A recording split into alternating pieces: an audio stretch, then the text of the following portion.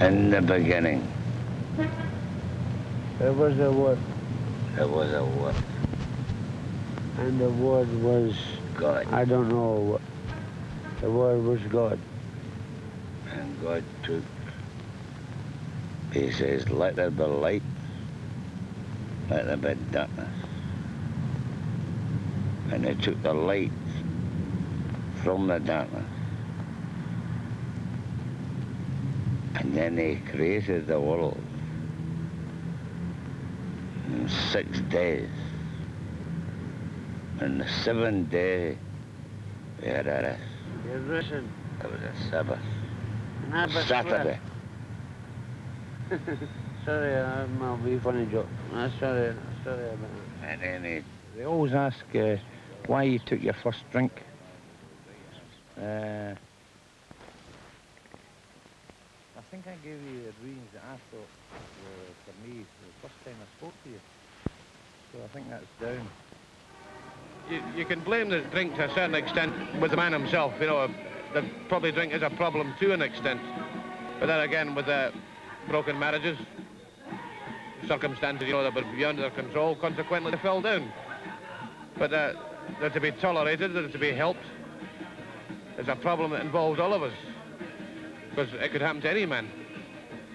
And I think you've got to help them as much mentally as physically. You can call me a road technician. It's their fault we're not fitting into society. We could say their argument would probably be that society didn't fit them. See that two going there? I reckon I'll give them another 2 weeks or so as they're finished. That's the trouble with this country. You see, there's too many blood damn handouts. The inspector of police was here. I said, isn't it a shocking thing that these people are in the welfare state, they get money and they come and spend it on drink. He said, if they didn't, violence would be much worse and there'd be more robbery. He said it's the lesser of the two evils. He said the trouble is when they buy meth. Yeah. And they come in here, they're very respectful. Should they be rude? We won't serve them. And if they're drunk, we don't serve them. Ever since I came to London, I was amazed by the huge number of people sleeping rough. One night, I missed the last train from Charing Cross. Looking for a late-night bus, I suddenly found myself down here amongst all these people sleeping under Charing Cross Bridge, lying on pieces of cardboard, often covered with nothing but sheets of newspaper. I've talked to some of them, and for months afterwards, I walked around trying to find out how people come to live like that and what their problems are. Morning paper, Doron Express. Morning paper. I learned that even in this world of down and outs, there exists a kind of social structure. Those that we might consider as being the lowest in the scale, at the bottom of our society, are in fact regarded as an elite, an exclusive club almost, that even down and outs find it difficult to join. These are the mess drinkers in the East End of London. One of them is Benny. He's 40 years old. He just came out of jail for being drunk. He has been in London for the last 6 years. It wasn't easy to make contact, to gain their confidence. It took me a long time, but I wanted to film them, letting them tell in their own words about their life and how they got there. I'll show you something there. They drink mess, methylated spirit, the blue liquid that most of us use for cleaning windows and lighting table burners. They mix it with cider to improve its taste. It's colored blue to indicate that it is poisonous and must not be drunk. It attacks the nervous system and the liver, causes increasing degeneration of the brain, and leads to eventual blindness, insanity, and death. It is the cheapest alcohol they can buy.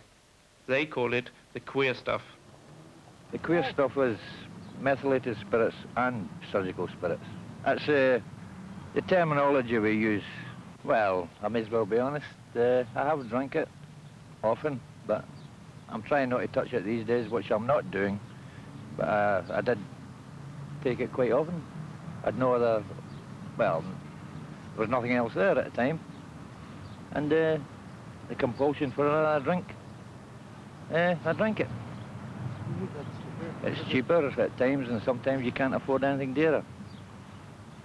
Surgical spirits a wee bit dearer than methylated spirits, and it's less dangerous to health, I believe. How are you getting on? Drinking? Yeah. Not too much. Not too much. You drinking also the queer stuff? Huh? Are you drinking also the queer stuff? Oh, I do, yeah. The queer stuff? Yeah. Not good for you. No, Take that in there, mate. Yeah. That's where you want it to helps take it in me. there. Mm. That's where you Stop. want to take it. It's fucking disgusting. I don't know what they're going to do with it. There's no law to stop me from selling it. I mean, anybody can come in for a bottle of meth. They know it's dangerous.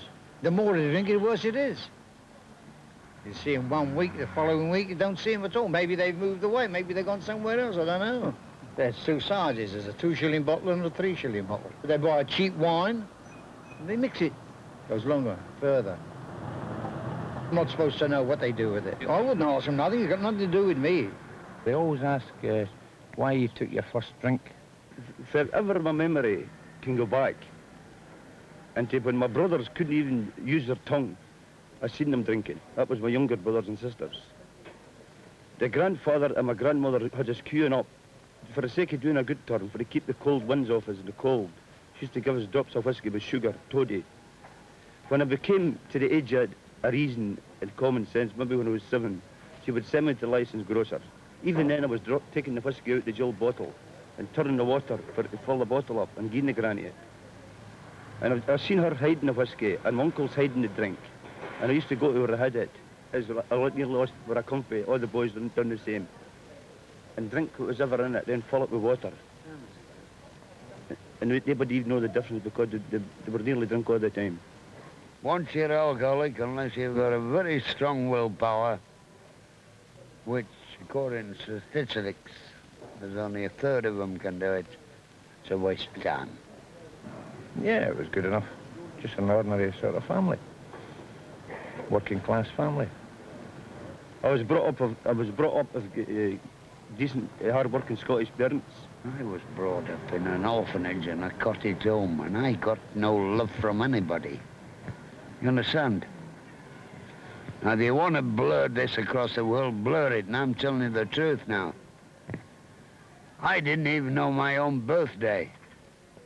I didn't even know my mother was. Why should I help anybody else? I didn't even know my mother was till I was 17 years of age. If you want to hear it now, you've got it. So why should I worry about anybody else? What's a bit committing yourself too much, Tommy, if you've got I'm a not wee bit of committing drinking? myself, kid. Just to let you know. I understand what you're trying to do. I appreciate it. That doesn't help this gentleman or me. Why should I start to help a future generation?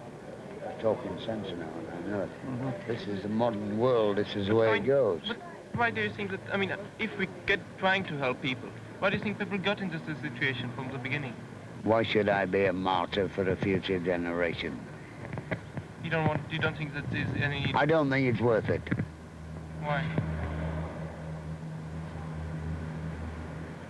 Why? But there are people who are trying to help. Benny took me to Cable Street. We can buy a lunch there at Cable Street, Methodist Mission. Reasonable lunch, it's hearty eating, it's good. And it's very reasonable by prices. It's a shilling for a dinner and 2.5p for a sweet tea and bread-free, tea and sandwich free.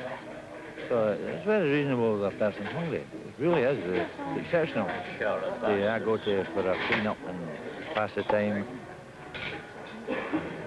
It's not so bad walking about dirty when you're sober, but I'm a bit self-conscious when I'm sober. I'm more self-conscious, naturally. Anybody would do the same. When you're drunk, let's say I go for a clean-up, I get a wash and shave, and if your shoes is letting in, you can get a pair of shoes. And if your socks is getting a bit sweaty, you can get socks. It's a very good thing in the East End. In fact, it would be a real loss if it wasn't there. And it's a very handy thing to have. They're really very good people. I've got good time for the Methodists.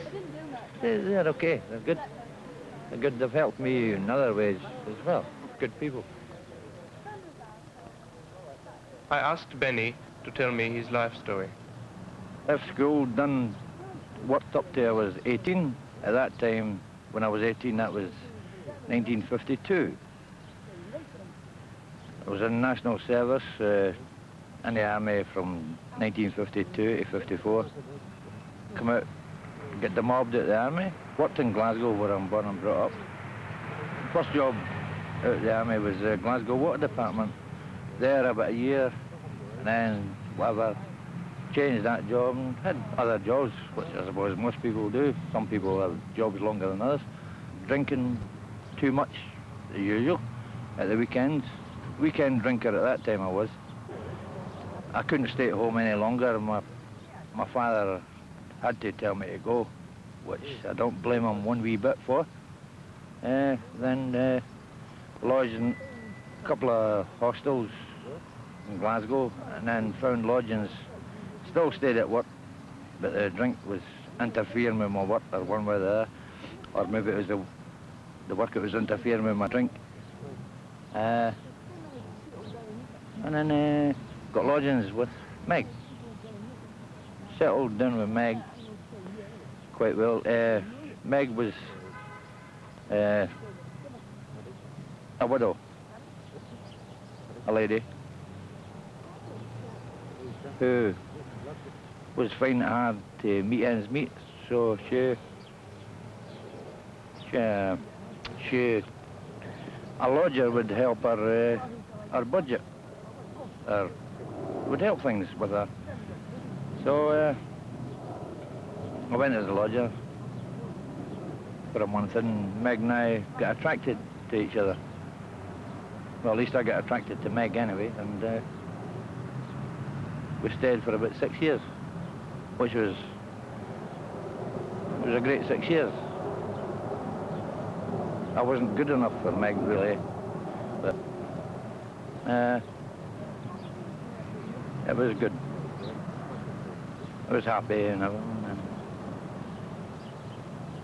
we were making ends meet and things like that, and having social evenings, one thing, but I was still drinking too heavy. And at that time, I didn't realise the implications, really, of drink. I'm not making excuses, but I didn't realise the implications. So anyway, to cut a long story short, sort of thing,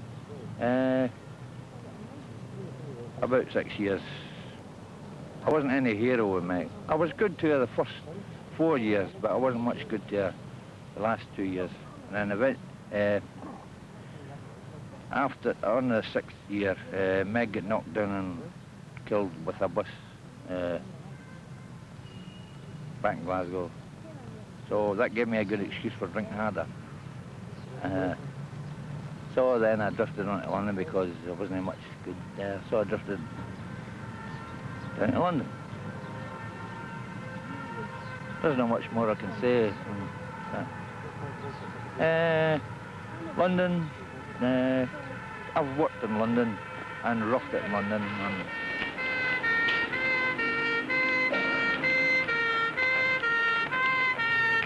Well, when the woman died, I felt a gap in my life after that. Lived rough a wee bit in Glasgow. It's harder to live rough in your own hometown, probably. For me, anyway, personally, as somewhere else where people don't know you so much. I went back home, didn't make things too smooth for the other members of my family there on account of drink again. So they'd be a friend here and there in Glasgow, sort of disorganised thing, drinking and just sleeping in a house, and then that becoming practical and down to England, like I suppose quite a few other people for the regions. Lose myself in London.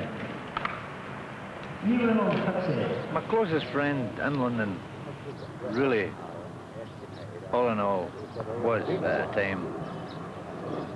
And at the time, that sounds funny, but over a period, Billy and I, we understood each other, something like that. And he had his weak points, I had my weak points. And tedious hardships and one thing and another like that. And we had a good drinking partnership and social life partnership. I was always loved to have helped him more. And probably selfish me, probably. I didn't help him nearly enough. One of my first meetings with Benny and Billy is seen here as recorded with a portable video recorder. One way or the other. Well, okay. See what it is, man. See when I get caught. I thought it was the greatest thing in my life. Because the MI5, the MI6, the lots. Yes. There's really a secret place. Right. Where to go. Right. Brought him back. I hung him. Right. The cunt deserved it. Excuse the language. So, $6, $7 million Jews. it was a thing that had to be corrected, wasn't it? Yes. Right. But nobody likes doing it. Yes, sir. And nobody why? likes hatred. Who Nobody likes hatred. took them off? The Israelis went gone. That secret place they go. And who got Baldwin yesterday? But a day. The Israelis. And they'll come on. Right, okay. What are you saying? What are you saying? I'm telling you, but a load of Jews that What were are you saying? fucking killed and burnt. Okay, mate. Yes, sir. The best. Listen, there's good and bad in every nation. And it's surely the individual No. that matters, essentially. No. So, No. I'm not trying to Why? be the wise man. I'm not trying to be the wise man. Well, I'm you not trying to be the can't wise wise man. man. I found it hard enough to be a cat. Okay, You but sit still, alone at the same so time, fucking men, women, and children. okay, the gas chambers, right, I know the gas Why chambers. give me a gun in my head?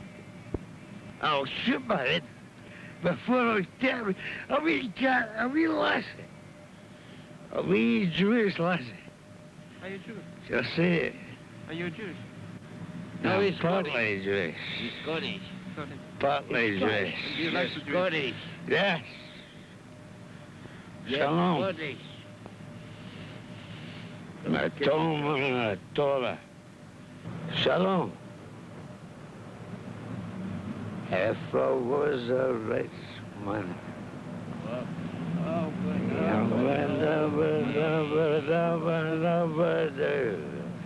If I had. Well, Billy died. I didn't help him nearly enough. No, I think. He died. And, well, I missed him.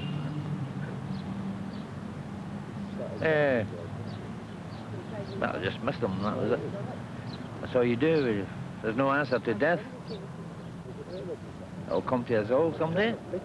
So, just have to look philosophically at that time. I can't spell it, but just have to look philosophically about these things.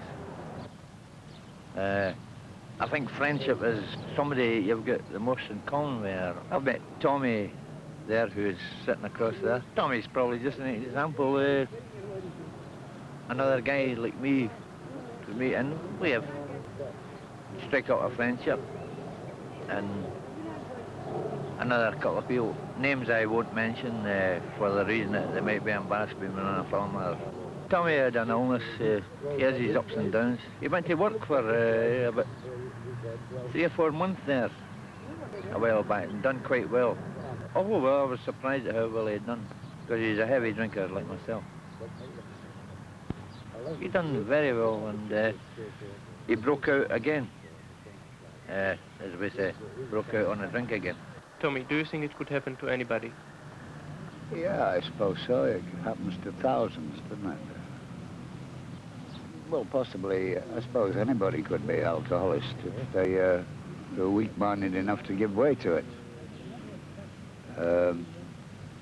I suppose why we become alcoholics is that we just can't face up to the realities of life. And maybe, again, some of us didn't get the help that we needed at the time when we first started drinking heavily.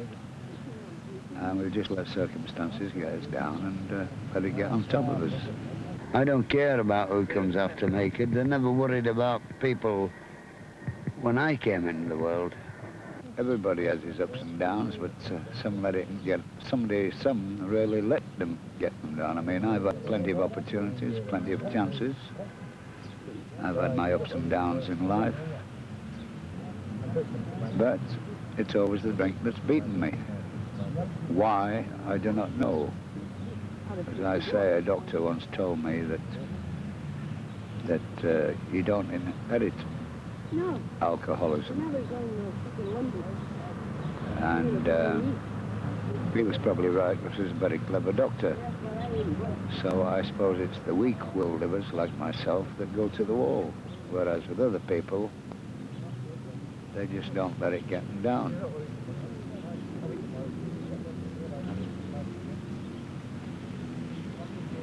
Thank you, Tommy. I might get off a drink. Sometimes I think I can't do it. I might do it, I don't know.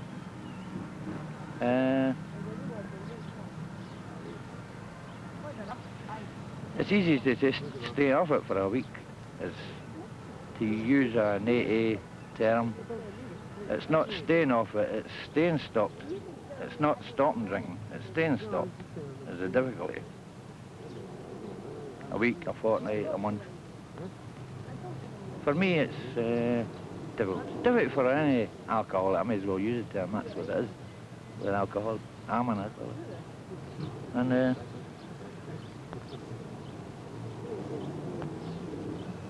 I'm not proud of it, I'm not ashamed of it. It's just one of the things I don't know. What else do you want to know? You're a good friend of Benny. Well, I haven't known him long, but we trust each other. If we want to go out skippering at night time, we know the two of us are safe together. If the police come along, he won't let me down and I won't let him down. Now then, you've had all this interview. Are you coming up the skipper? Yeah. Should we go? Yeah, well, I'm easy if Tommy... I'm easy. Swollen. As I say, it's a skipper before it was me. As long as you don't notify the cops, you can come up with it. And I'll have a fire going in no time. I don't think they will. I was on the... These are good lads. Skipping's living rough, derelict houses, etc., etc. Anywhere apart from a house or a hostel. It's not much fun, skipping, but at the same time, when you're drinking, you don't have to ask to get permission to enter the premises. You just walk in. So that's a handy thing, because you can stay in when you walk in. Why do you prefer sleeping rough and not in one of the places? Oh, no, I'd love to sleep somewhere comfortable with, what does it say, the animal comforts or something, the same as anyone else, but it's not always practical. Through old man booze, as usual, again, the same as a lot of people. I don't want to put the spotlight on myself so much. I mean, there's blokes can't cope. I'm not saying that I do cope, but there's others, I suppose, a lot worse off than me.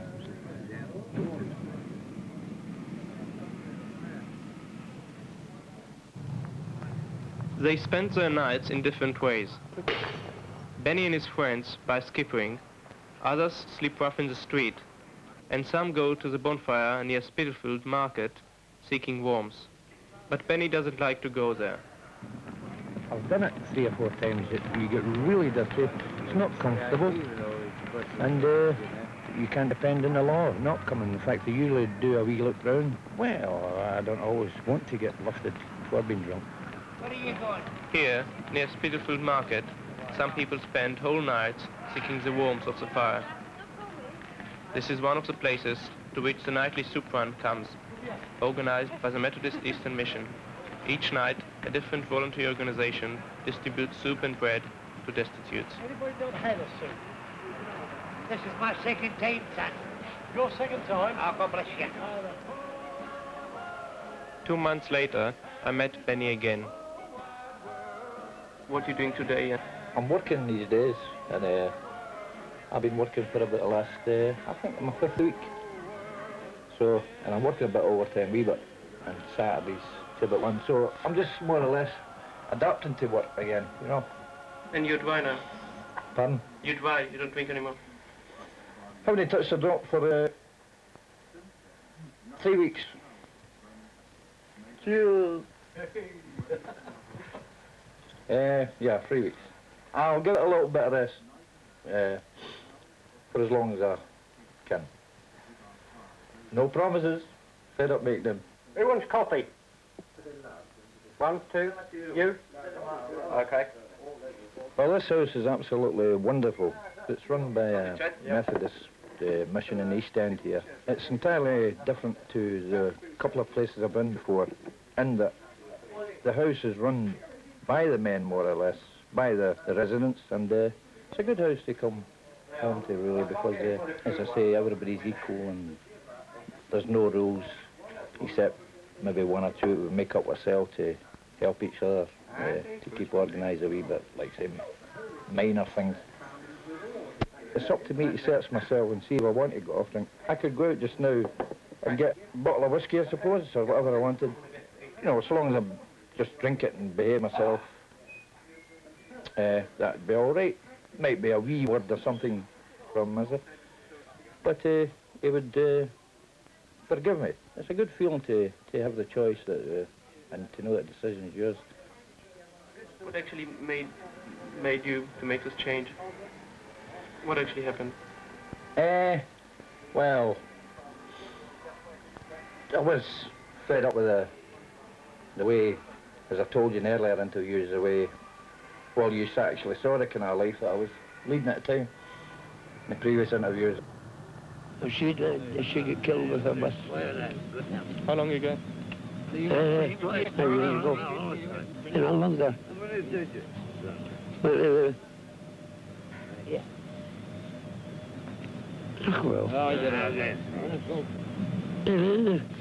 I've got some dog insurance. Yeah. Seriously? I'm not looking for sympathy. I'm not looking for sympathy. Sorry about it. It was only, what you say, an existence, I suppose, and it wasn't any form of life, and it was purposeless. So what brought it to a head, I think, was my friend died, and that particular incident, and I got the opportunity to come here. Unfortunately, through his dying, I think I may not have been here at all, but with it happening that he died, my circumstances changed, and that I get this offer to stay here.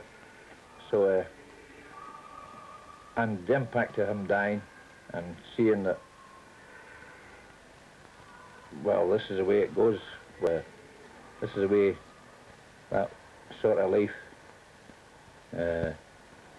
we eventually end up in similar circumstances, like my friend dying like that, a miserable death, miserable existence, a miserable death, and that's it. So, just decided to have another go myself and get back to work and lead a sort of normal life. Speaking about Billy. Yeah, Billy, aye. Yeah. So I think I can still ring the changes with myself. The odds are not too heavy against me. I think it can be done yet. So I will try it anyway.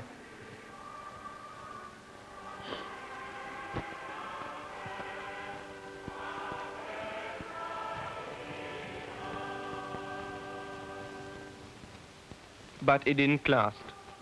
Benny is back on the street again.